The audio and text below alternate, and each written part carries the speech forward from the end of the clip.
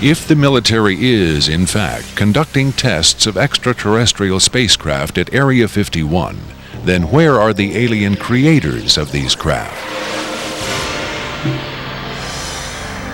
In his first TV appearance under the pseudonym Dennis, Bob Lazar was asked if there are living aliens at Area 51. Clearly nervous, he evaded the question by saying, quote, "I really want to steer away from that right now," unquote. In subsequent interviews, however, he admitted catching a glimpse of two scientists talking to a strange short figure with long arms. He also reported seeing several documents that seemed to contain first-hand information on alien civilizations. Lazar is skeptical of a claim made by Falcon that a group of EBEs have been given complete control of a separate base within Dreamland. But he does admit having read a report of a tragic misunderstanding between military personnel and alien beings in the late 70s. Lazar states that it had to do with bullets the MPs were carrying, and that the bullets might explode, possibly due to a field the aliens had generated in that area. This encounter supposedly resulted in the deaths of all the humans involved by head wounds. But if there was ever a large-scale alien presence at Area 51, Lazar saw no evidence of it doing his work at S4 in the late 80s. Is it possible that the deadly misunderstanding of 10 years earlier brought human-alien cooperation to an end? In his September 21, 1987 speech to the UN General Assembly, President Reagan himself did little to dispel the notion that this deadly misunderstanding brought human-alien cooperation to an end. In our obsession with antagonisms of the moment, we often forget how much unites all the members of humanity. Perhaps we need some outside universal threat to make us recognize this common bound.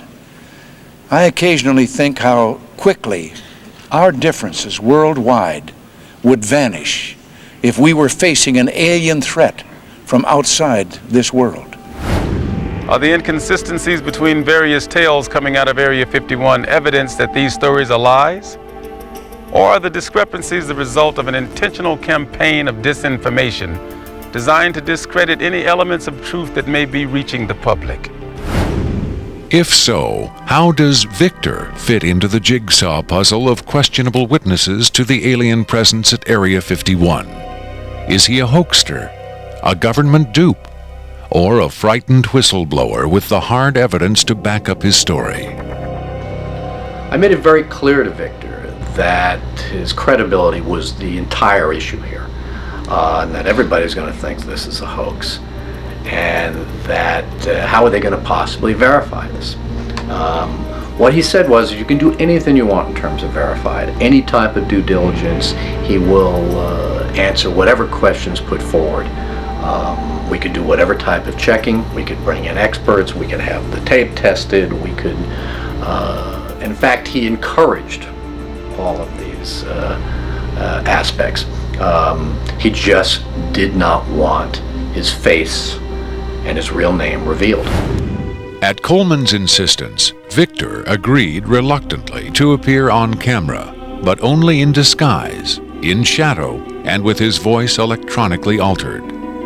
The questions were agreed upon in advance, but during the actual interview, the discussion occasionally deviated from Victor's approved questions. What is your occupation at Area 51? I won't answer that.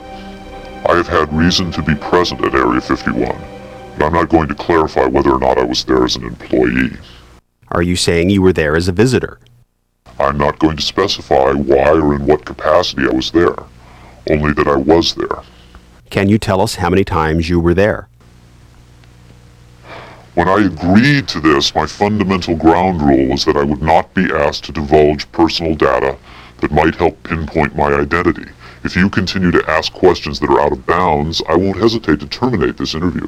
Are you saying that the number of times you were present at Area 51 is enough to pinpoint your identity? Any specifics will narrow the field of suspects. Of course, I could lie. Let's say I've been there 47 times. or anyway more than once. Let's turn to the tape itself. The copy you've supplied is not the original tape. No, Was the original at Area 51 when you copied it? that's out of bounds. Is it fair to assume that the copying of tapes at Area 51 is heavily restricted?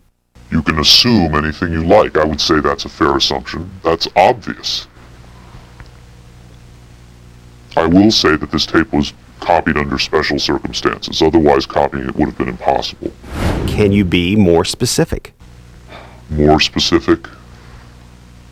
Okay, I'm sure they've figured this much out already.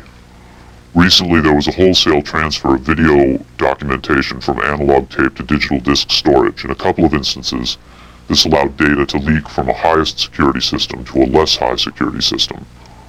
Even so, this particular tape was the only... I think that's about all I'll say about that.